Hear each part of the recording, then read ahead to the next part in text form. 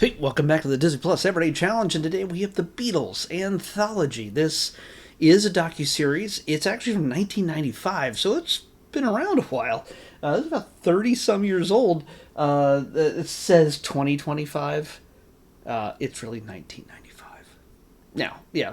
1995, 1996. It is 9 episodes long. Each of them are about an hour, give or take. Usually a little bit longer, but take off the credits at the end. But you don't want to take the credits off at the end. You want to watch it all the way through because you get Beatles music, of course. Usually some songs that, let's just say, not hardcore fans have probably not heard before. Hardcore fans have seen and heard all of it. There's almost nothing that they haven't heard. Well, no, there's nothing they haven't heard, unless, of course, Paul or Ringo decides, hey, we found something else, and here it is. We'll remix it and throw in some old vocals of John and George from wherever.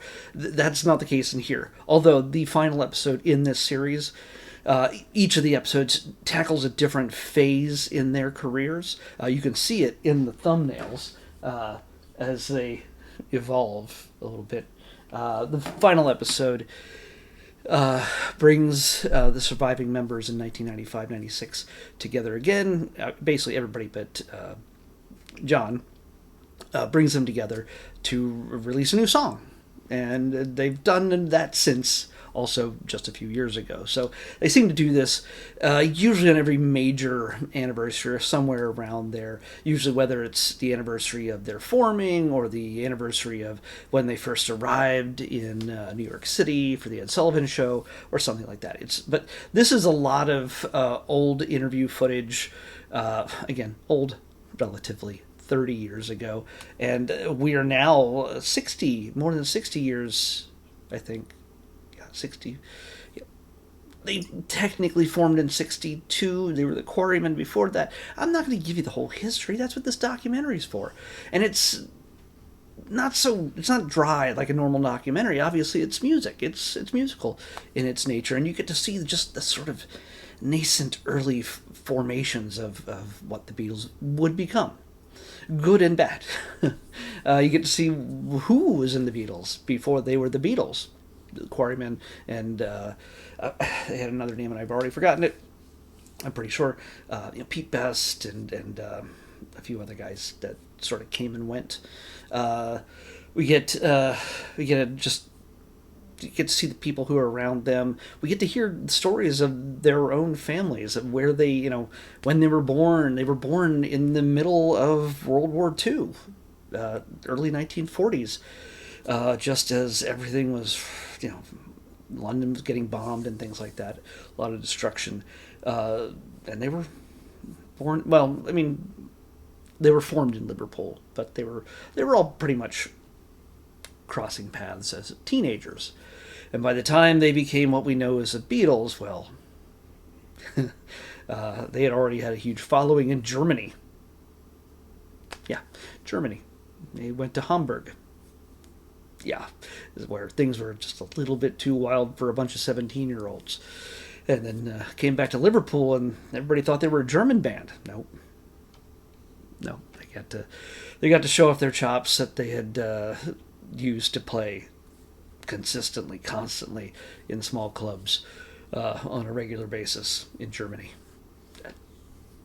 And the Cavern Club is kind of where they were born. I know honestly, if you're a Beatles fan, I'm telling you everything you already know, and I'm probably telling it badly. But yeah, this is, for the Beatles fan who hasn't already seen this is just another version of it. Yeah, we've had a more recent docuseries from Peter Jackson. I think we've had one from Martin Scorsese. This is from Bob Smeaton and 3 others. Bob Smeaton, Jeff Wanfer,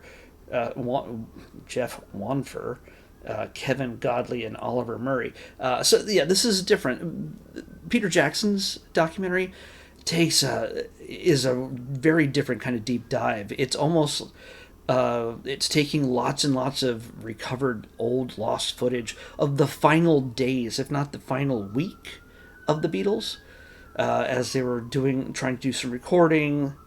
They did their rooftop performance.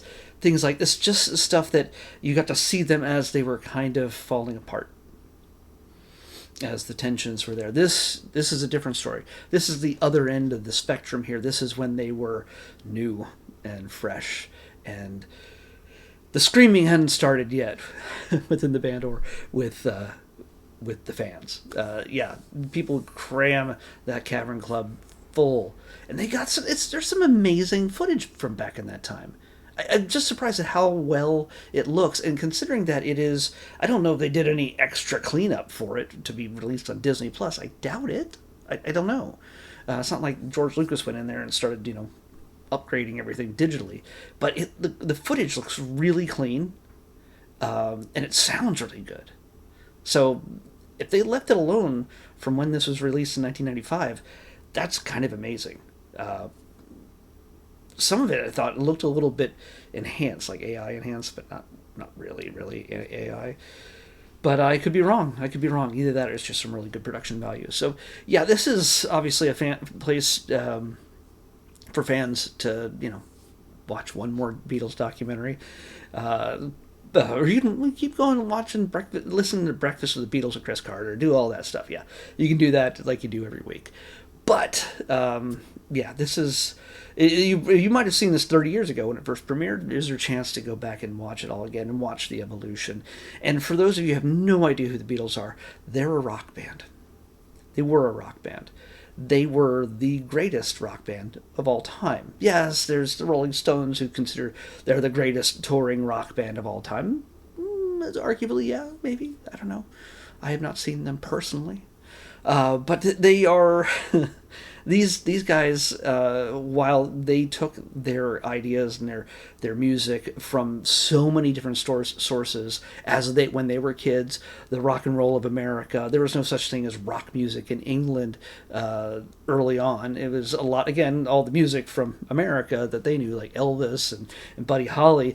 A lot of that was stolen from black blues and music of the South and Chicago and every place else in America, and that made its way over to England, and people were loving that.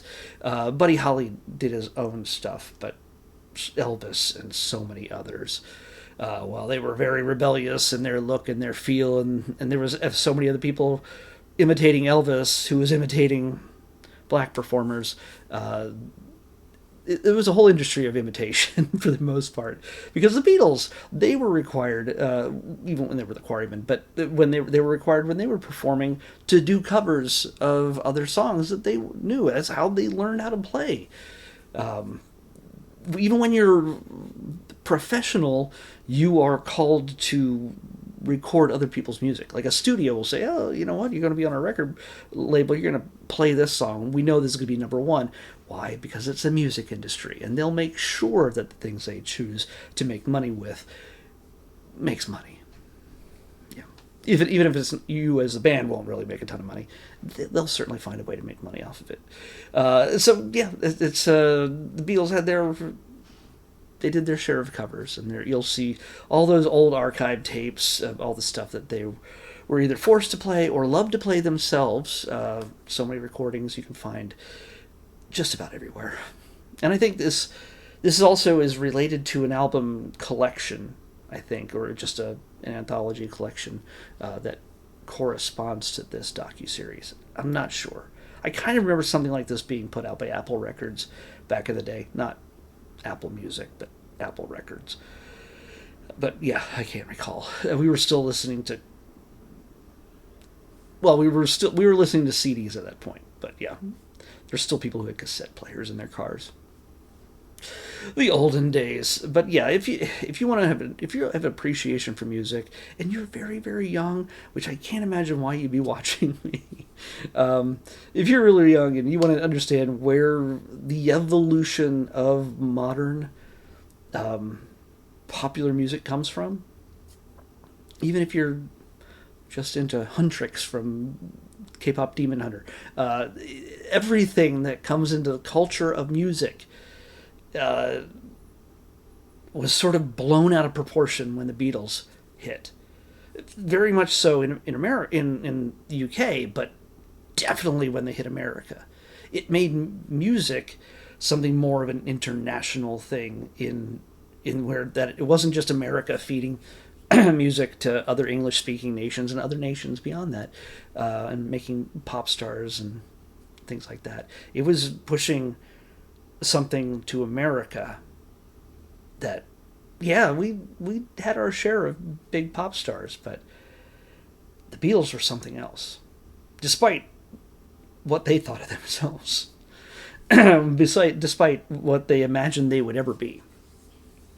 So, I know a lot of bands, none of them super famous or anything else, but I know a lot of bands, and when I'm watching this early evolution of them in this first episode, hour and 3 minutes long or so, I recognize some of the tribulations that the band had to go through. Switching out different players, some players not necessarily getting along, some players not doing their part, some band members having to be let go, dealing with record labels, dealing with management and things like that, and understanding their sound, understanding their music, trying to make sure that they could play their own music as compared to just playing somebody else's.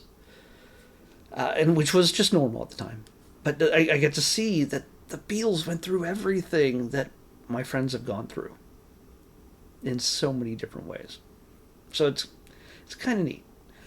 Yeah, we all look at Spinal Tap when it comes to the movie that shows if you're in a band, you have to watch Spinal Tap, basically. And at least if you're in a band from the 60s up until today with musical instruments, not just singing with microphones. The Spinal Tap is the what can go wrong will go wrong kind of movie. It's a mockumentary of everything that any band has ever experienced, and just exaggerated and made dumber, and it's fantastic. Yeah, because it's funny because people connect with it. They relate to it. In this case, I think there's a lot of young bands out there, a lot of bands that were young bands at one point that all can look at this and go, oh, yeah, we went through that. We're not anything different or special than the Beatles. Bet you the Beatles didn't have to deal with this crap. Well, guess what? They did. It's kind of funny. So yeah, definitely check this out if you're a fan of music and fan of... This is history. This is just a documentation of history of 4 lads from Liverpool-ish. And they changed the world in their music. It's kind of crazy. It shouldn't have worked, but it did. And then it didn't work. And now we only have 2. But yeah, give it a shot. And also the other documentaries that are on here about the Beatles. It's definitely worth checking out, at least, again, for music lovers. Let's pick tomorrow's episode. Oh, no. Crap. 70. Today, something premiered on Disney Plus that I normally would have watched by now, but I wasn't sure what time it actually premiered, and I didn't want to rush it till the last minute. So I'm watching it for tomorrow. So tomorrow we're watching Star Wars Maul Shadow Lord. Yes, a brand new series from Disney Plus and from Lucasfilm and the people who brought you the Clone Wars and Bad Batch and so many others. The Lucasfilm animation. They've been doing this for over 20 years, and this is their latest. They premiered it last year at Star Wars Celebration Japan. I was in the room for that, and I was very happy, and now finally getting to see it. We were the first people to see the debut, and I'm still getting goosebumps right now, of when they debuted what this new animated show would be. And, yeah, it was pretty dang amazing. And now we finally get to see it now, as of today. But I'll be talking about it tomorrow. Star Wars Maul, not Darth Maul. Star Wars Maul Shadow Lord is what we're watching next on the Disney Plus Everyday Challenge. I'll see you back here tomorrow with that.